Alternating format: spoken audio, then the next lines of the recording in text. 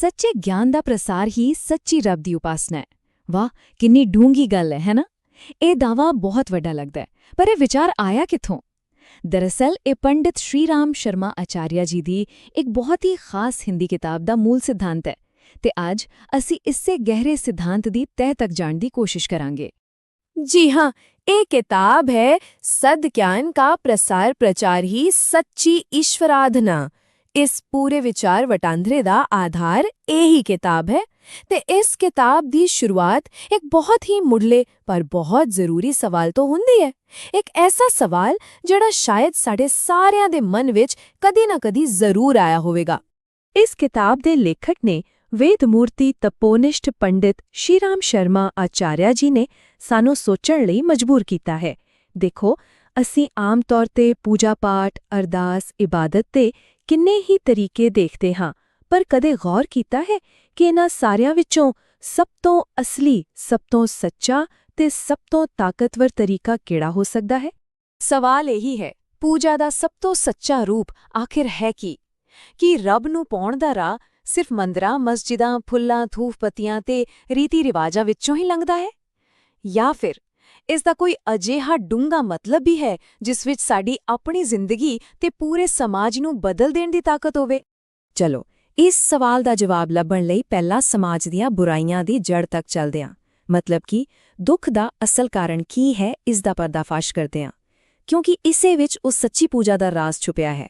ਪਰ ਇੱਕ ਮਜ਼ੇਦਾਰ ਗੱਲ ਇਹ ਹੈ ਕਿ ਅਸੀਂ ਅਕਸਰ ਜਵਾਬ ਬਿਲਕੁਲ ਗਲਤ ਜਗ੍ਹਾ ਤੇ ਲੱਭਦੇ ਰਹਿੰਦੇ ਹਾਂ। ਦੇਖੋ, ਇੱਕ ਪਾਸੇ ਤਾਂ ਸਾਡਾ ਆਮ ਵਿਸ਼ਵਾਸ ਹੈ ਕਿ ਦੁਨੀਆ ਵਿੱਚ ਜਿੰਨੇ ਵੀ ਦੁੱਖ ਤਕਲੀਫ ਨੇ ਉਹ ਪੈਸੇ ਦੀ, ਧਨ ਦੌਲਤ ਦੀ ਕਮੀ ਕਰਕੇ ਨੇ। ਪਰ ਦੂਜੇ ਪਾਸੇ ਇਹ ਕਿਤਾਬ ਸਾਨੂੰ ਇੱਕ ਬਿਲਕੁਲ ਵੱਖਰਾ ਤਰਕ ਦਿੰਦੀ ਹੈ। ਇਹ ਕਹਿੰਦੀ ਹੈ ਕਿ ਅਸਲ ਸਮੱਸਿਆ ਪੈਸੇ ਦੀ ਕਮੀ ਨਹੀਂ, ਬਲਕਿ ਇਨਸਾਨ ਦੀ ਸੋਚ ਤੇ ਉਸ ਦੀਆਂ ਭਾਵਨਾਵਾਂ ਦਾ ਨੀਵਾਂ ਹੋ ਜਾਣਾ ਹੈ। ਸੋਚੋ, ਜੇ ਕਿਸੇ ਦੀ ਸੋਚ ਹੀ ਮਾੜੀ ਹੋਵੇ ਤਾਂ ਦੁਨੀਆ ਦੇ ਸਾਰੇ ਖਜ਼ਾਨੇ ਵੀ ਉਸ ਨੂੰ ਸ਼ਾਂਤੀ ਕਿਵੇਂ ਦੇ ਸਕਦੇ ਨੇ? ਮਤਲਬ ਅਸਲ ਜੜ ਬਾਹਰ ਨਹੀਂ, ਸਾਡੇ ਆਪਣੇ ਅੰਦਰ ਹੀ ਹੈ। ਇਸੇ ਗੱਲ ਨੂੰ ਕਿਤਾਬ ਦਾ ਇਹ ਕਥਨ ਬਹੁਤ ਵਧੀਆ ਤਰੀਕੇ ਨਾਲ ਸਮਝਾਉਂਦਾ ਹੈ। ਇੱਕ ਨੀਵੇਂ ਚਰਿੱਤਰ ਵਾਲੇ ਵਿਅਕਤੀ ਨੂੰ ਕੋਈ ਸ਼ਰਮ ਜਾਂ ਆਤਮਗਲਾਨੀ ਮਹਿਸੂਸ ਨਹੀਂ ਹੁੰਦੀ। ਉਹ ਬੇਸ਼ਰਮੀ ਨਾਲ ਲੋਕ ਨਿੰਦਾ ਜਾਂ ਪਰਲੋਕ ਦੇ ਡਰ ਤੋਂ ਬਿਨਾਂ ਆਪਣੇ ਕੁਕਰਮ ਕਰਦਾ ਰਹਿੰਦਾ ਹੈ। ਮਤਲਬ ਸਾਫ਼ ਹੈ, ਜਦੋਂ ਸੋਚ ਦਾ ਪੱਧਰ ਹੀ ਡਿੱਗ ਜਾਵੇ ਤਾਂ ਸਹੀ ਗਲਤ ਦਾ ਫਰਕ ਖਤਮ ਹੋ ਜਾਂਦਾ ਹੈ। ਫਿਰ ਇਨਸਾਨ ਨੂੰ ਨਾ ਲੋਕਾਂ ਦੀ ਸ਼ਰਮ ਰਹਿੰਦੀ ਹੈ, ਨਾ ਰੱਬ ਦਾ ਡਰ। ਤੇ ਇਹੀਓ ਤਾਂ ਹੈ ਸਮਾਜ ਦੇ ਨਿਗਾਰ ਦੀ ਅਸਲ ਜੜ। ਤਾਂ ਠੀਕ ਹੈ, ਜੇ ਸਮੱਸਿਆ ਮਾੜੀ ਸੋਚ ਹੈ ਤਾਂ ਇਸ ਦਾ ਹੱਲ ਕੀ ਹੋਵੇਗਾ? ਬਿਲਕੁਲ, ਚੰਗੀ ਸੋਚ, ਯਾਨੀ ਕਿ ਸੱਚਾ ਗਿਆਨ। ਤੇ ਐਸੇ ਸੱਚੇ ਗਿਆਨ ਦੀ ਸ਼ਕਤੀ ਨੂੰ ਸਮਝਦੇ ਹਾਂ। ਕਿਤਾਬ ਇਸ ਨੂੰ ਸਦਗਿਆਨ ਕਹਿੰਦੀ ਹੈ ਤੇ ਇਸ ਨੂੰ ਹੀ ਆਖਰੀ ਹੱਲ ਦੱਸਦੀ ਹੈ। ਪਰ ਹੁਣ ਸਵਾਲ ਇਹ ਹੈ ਕਿ ਇਹ ਸਦਗਿਆਨ ਹੈ ਕੀ ਚੀਜ਼? ਤਾਂ ਦੇਖੋ, ਸਦਗਿਆਨ ਦਾ ਮਤਲਬ ਹੈ ਸੱਚਾ ਗਿਆਨ। ਪਰ ਇਹ ਸਿਰਫ ਕਿਤਾਬੀ ਗਿਆਨ ਜਾਂ ਜਾਣਕਾਰੀ ਇਕੱਠੀ ਕਰਨਾ ਨਹੀਂ ਹੈ। ਇਹ ਉਹ ਬੁੱਧੀ ਹੈ, ਉਹ ਸਮਝ ਹੈ ਜੋ ਇਨਸਾਨ ਦੀ ਸੋਚ ਨੂੰ ਉੱਚਾ ਚੁੱਕਦੀ ਹੈ, ਉਸ ਦੇ ਅੰਦਰ ਸਵੈਮਾਨ ਜਗਾਉਂਦੀ ਹੈ ਤੇ ਉਸ ਨੂੰ ਚੰਗੇ ਕੰਮ ਕਰਨ ਲਈ ਪ੍ਰੇਰਿਤ ਕਰਦੀ ਹੈ। ਯਾਨੀ ਇਹ ਉਹ ਗਿਆਨ ਹੈ ਜੋ ਸਿਰਫ ਦਿਮਾਗ ਨੂੰ ਨਹੀਂ, ਬਲਕਿ ਸਾਡੇ ਪੂਰੇ ਚਰਿੱਤਰ ਨੂੰ ਬਦਲ ਦਿੰਦਾ ਹੈ। ਤੇ ਇੱਕ ਗੱਲ ਸਮਝਣ ਵਾਲੀ ਹੈ, ਅੱਜ ਦੇ ਜ਼ਮਾਨੇ ਵਿੱਚ ਚੁਣੌਤੀ ਬੁੱਧੀ ਦੀ ਕਮੀ ਨਹੀਂ ਹੈ। ਸਾਡੇ ਸਾਰਿਆਂ ਕੋਲ ਦਿਮਾਗ ਹੈ।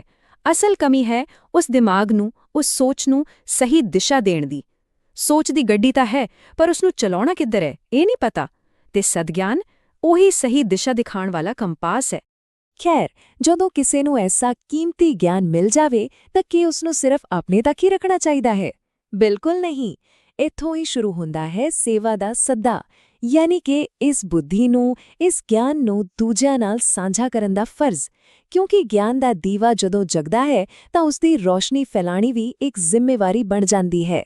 ਇਸ ਜ਼ਿੰਮੇਵਾਰੀ ਨੂੰ ਇੱਕ ਬਹੁਤ ਹੀ ਖੂਬਸੂਰਤ ਮਿਸਾਲ ਨਾਲ ਸਮਝਾਇਆ ਗਿਆ ਹੈ। ਪਿਆਸੇ ਨੂੰ ਖੂਹ ਕੋਲ ਜਾਣਾ ਪੈਂਦਾ ਹੈ, ਪਰ ਜਦੋਂ ਵੱਡਾ ਸੋਕਾ ਪੈ ਜਾਵੇ ਤਾਂ ਬਦਲਾਂ ਨੂੰ ਪਿਆਸਿਆਂ ਕੋਲ ਸਫ਼ਰ ਕਰਨਾ ਪੈਂਦਾ ਹੈ। ਕਿੰਨੀ ਕਮਾਲ ਦੀ ਗੱਲ ਹੈ।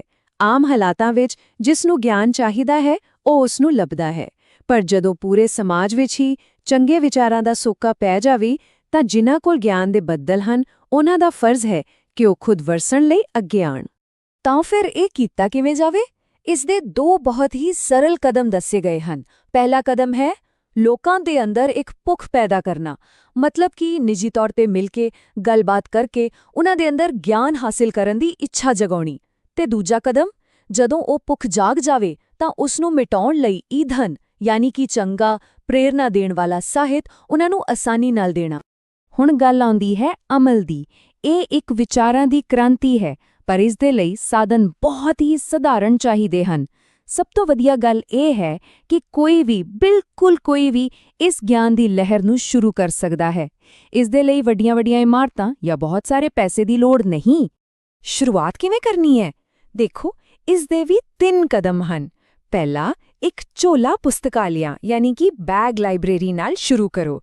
ਫਿਰ ਇਸ ਨੂੰ ਵਧਾ ਕੇ ਚਲ ਪੁਸਤਕਾਲਿਆ ਯਾਨੀ ਮੋਬਾਈਲ ਲਾਇਬ੍ਰੇਰੀ ਬਣਾਓ ਤੇ ਆਖਿਰ ਵਿੱਚ ਇੱਕ ਪੂਰੀ ਕਮਿਊਨਿਟੀ ਲਾਇਬ੍ਰੇਰੀ ਸਥਾਪਿਤ ਕਰੋ। ਇਹ ਇੱਕ ਛੋਟੇ ਜਿਹੇ ਬੀਜ ਤੋਂ ਇੱਕ ਵੱਡਾ ਦਰਖਤ ਬਣਨ ਵਾਲਾ ਸਫ਼ਰ ਹੈ। ਤਾਂ ਇਹ ਝੋਲਾ ਪੁਸਤਕਾਲਿਆ ਕੀ ਹੈ? ਬਸ ਇੱਕ ਸਧਾਰਨ ਜਿਹਾ ਬੈਗ ਜਿਸ ਵਿੱਚ ਕੁਝ ਛੋਟੀਆਂ-ਛੋਟੀਆਂ ਪਰ ਸੋਚ ਨੂੰ ਜਗਾਉਣ ਵਾਲੀਆਂ ਕਿਤਾਬਾਂ ਹੋਣ। ਇਹ ਤੁਹਾਡੀ ਆਪਣੀ ਨਿੱਜੀ ਚਲਦੀ ਫਿਰਦੀ ਲਾਇਬ੍ਰੇਰੀ ਹੈ।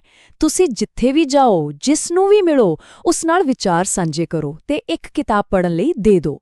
ਸੋਚੋ, ਇਸ ਤੋਂ ਸੌਖਾ ਤੇ ਅਸਰਦਾਰ ਤਰੀਕਾ ਹੋਰ ਕੀ ਹੋ ਸਕਦਾ ਹੈ? ਝੋਲੇ ਤੋਂ ਅਗਲਾ ਕਦਮ ਹੈ ਚਲ ਪੁਸਤਕਾਲਿਆ। ਇਹ ਇੱਕ ਛੋਟੀ ਜਿਹੀ ਰੇੜੀ ਜਾਂ ਸਾਈਕਲ ਤੇ ਬਣੀ ਲਾਇਬ੍ਰੇਰੀ ਹੈ। ਇਸ ਦਾ ਕੰਮ ਹੈ ਗਿਆਨ ਨੂੰ ਲੋਕਾਂ ਦੇ ਵਿੱਚ ਲੈ ਕੇ ਜਾਣਾ, ਪਾਰਕਾਂ ਵਿੱਚ, ਬਾਜ਼ਾਰਾਂ ਵਿੱਚ, ਦਫ਼ਤਰਾਂ ਦੇ ਬਾਹਰ। ਇਸ ਨਾਲ ਗਿਆਨ ਇੱਕ ਥਾਂ ਤੇ ਬੈਠਾ ਇੰਤਜ਼ਾਰ ਨਹੀਂ ਕਰਦਾ, ਬਲਕਿ ਖੁਦ ਲੋਕਾਂ ਤੱਕ ਪਹੁੰਚਦਾ ਹੈ। ਚਲੋ ਹੁਣ ਵਾਪਸ ਆਪਣੇ ਮੂਲ ਸਵਾਲ ਤੇ ਆਉਂਦੇ ਹਾਂ। ਗਿਆਨ ਨੂੰ ਸੱਚੀ ਪੂਜਾ ਕਿਉਂ ਕਿਹਾ ਗਿਆ ਹੈ? ਸਦਗਿਆਨ ਸਾਂਝਾ ਕਰਨ ਦਾ ਆਖਰੀ ਮਕਸਦ ਕੀ ਹੈ? ਹੁਣ ਅਸੀਂ ਇਸ ਸਾਰੇ ਕੰਮ ਦੇ ਸਭ ਤੋਂ ਉੱਚੇ, ਸਭ ਤੋਂ ਅਧਿਆਤਮਿਕ ਪਹਿਲੂ ਨੂੰ ਸਮਝਾਂਗੇ। ਜ਼ਰਾ ਇਸ ਤੁਲਨਾ ਨੂੰ ਦੇਖੋ। ਇੱਕ ਪਾਸੇ ਹੈ ਮੰਦਿਰ, ਜਿੱਥੇ ਦੇਵੀ ਦੇਵਤਿਆਂ ਦੀਆਂ ਮੂਰਤੀਆਂ ਹੁੰਦੀਆਂ ਹਨ, ਤੇ ਦੂਜੇ ਪਾਸੇ ਹੈ ਇੱਕ ਲਾਇਬ੍ਰੇਰੀ, ਜਿਸ ਨੂੰ ਬ੍ਰਹਮ ਗਿਆਨ ਦਾ ਨਿਵਾਸ ਕਿਹਾ ਗਿਆ ਹੈ। ਇਹ ਇੱਕ ਅਜਿਹਾ ਮੰਦਿਰ ਹੈ ਜਿੱਥੇ ਦੇਵਤੇ ਪੱਥਰ ਦੇ ਨਹੀਂ, ਬਲਕਿ ਚੇਤਨ, ਜਿਉਂਦੇ ਜਾਗਦੇ ਕਿਤਾਬਾਂ ਦੇ ਰੂਪ ਵਿੱਚ ਵਸਦੇ ਹਨ। ਕਿਤਾਬਾਂ ਸਿਰਫ ਕਾਗਜ਼ ਤੇ ਸਿਆਹੀ ਨਹੀਂ, ਇਹ ਤਾਂ ਜੀਵਿਤ ਵਿਚਾਰ ਹਨ, ਜੀਵਿਤ ਦੇਵਤੇ ਹਨ।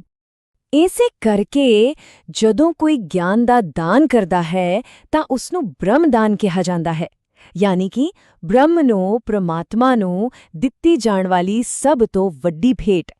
ਇਹ ਦਾਨ ਭੋਜਨ, ਕੱਪੜੇ ਜਾਂ ਪੈਸੇ ਦੇ ਦਾਨ ਤੋਂ ਵੀ ਕਿਤੇ ਉੱਚਾ, ਕਿਤੇ ਜ਼ਿਆਦਾ ਮਹਾਨ ਮੰਨਿਆ ਗਿਆ ਹੈ। ਇਸ ਚਾਰਟ ਤੋਂ ਇਹ ਗੱਲ ਬਿਲਕੁਲ ਸਾਫ਼ ਹੋ ਜਾਂਦੀ ਹੈ। ਦੇਖੋ, ਭੌਤਿਕ ਦਾਨ ਜਿਵੇਂ ਭੋਜਨ ਜਾਂ ਕੱਪੜੇ ਬਹੁਤ ਚੰਗਾ ਕੰਮ ਹੈ, ਇਸ ਦਾ ਮੁੱਲ ਉੱਚਾ ਹੈ, ਪਰ ਸਭ ਤੋਂ ਉੱਪਰ, ਸਭ ਤੋਂ ਉੱਚਾ ਮੁੱਲ ਹੈ ਬ੍ਰਹਮਦਾਨ ਦਾ, ਯਾਨੀ ਗਿਆਨ ਦੇ ਦਾਨ ਦਾ। ਕਿਉਂ? ਕਿਉਂਕਿ ਰੋਟੀ ਸਰੀਰ ਦਾ ਢਿੱਡ ਭਰਦੀ ਹੈ, ਪਰ ਗਿਆਨ ਤਾਂ ਇਨਸਾਨ ਦੀ ਆਤਮਾ ਨੂੰ ਰੋਸ਼ਨ ਕਰਦਾ ਹੈ ਤੇ ਉਸ ਦੀ ਪੂਰੀ ਜ਼ਿੰਦਗੀ ਬਦਲ ਕੇ ਰੱਖ ਦਿੰਦਾ ਹੈ। ਤਾਂ ਫਿਰ ਇਸ ਸਾਰੀ ਗੱਲਬਾਤ ਦਾ ਸਾਰ ਕੀ ਨਿਕਲਿਆ? ਇਸ ਦਾ ਨਿਚੋੜ ਇਸ ਇੱਕ ਵਾਕ ਵਿੱਚ ਹੈ: ਵਿਚਾਰ ਦੀ ਸੇਵਾ ਸਭ ਤੋਂ ਉੱਤਮ ਸੇਵਾ ਹੈ। ਸੱਚੇ ਗਿਆਨ ਦਾ ਪ੍ਰਸਾਰ ਕਰਨਾ ਸਭ ਤੋਂ ਵੱਡਾ ਪੁੰਨ ਅਤੇ ਪਰਮਾਰਥ ਹੈ, ਇੱਕ ਬ੍ਰਹਮ ਭੇਟ। ਇਸ ਤੋਂ ਵੱਡੀ ਸੇਵਾ, ਇਸ ਤੋਂ ਵੱਡੀ ਪੂਜਾ ਤੇ ਇਸ ਤੋਂ ਵੱਡਾ ਪੁੰਨ ਹੋਰ ਕੋਈ ਨਹੀਂ ਹੈ। ਤਾਂ ਹੁਣ ਸੋਚਣ ਵਾਲੀ ਗੱਲ ਇਹ ਹੈ, ਆਪਣੇ ਆਸ-ਪਾਸ, ਆਪਣੇ ਭਾਈਚਾਰੇ ਵਿੱਚ ਕਿਸੇ ਇੱਕ ਇਨਸਾਨ ਦੀ ਜ਼ਿੰਦਗੀ ਨੂੰ ਬਿਹਤਰ ਬਣਾਉਣ ਲਈ ਗਿਆਨ ਦਾ ਕਿਹੜਾ ਛੋਟਾ ਜਿਹਾ ਟੁਕੜਾ ਅੱਜ ਸਾਂਝਾ ਕੀਤਾ ਜਾ ਸਕਦਾ ਹੈ? ਕਿਹੜਾ ਛੋਟਾ ਜਿਹਾ ਦੀਵਾ ਹੈ ਜੋ ਅਸੀਂ ਕਿਸੇ ਹੋਰ ਦੇ ਜੀਵਨ ਵਿੱਚ ਜਗਾ ਸਕਦੇ ਹਾਂ?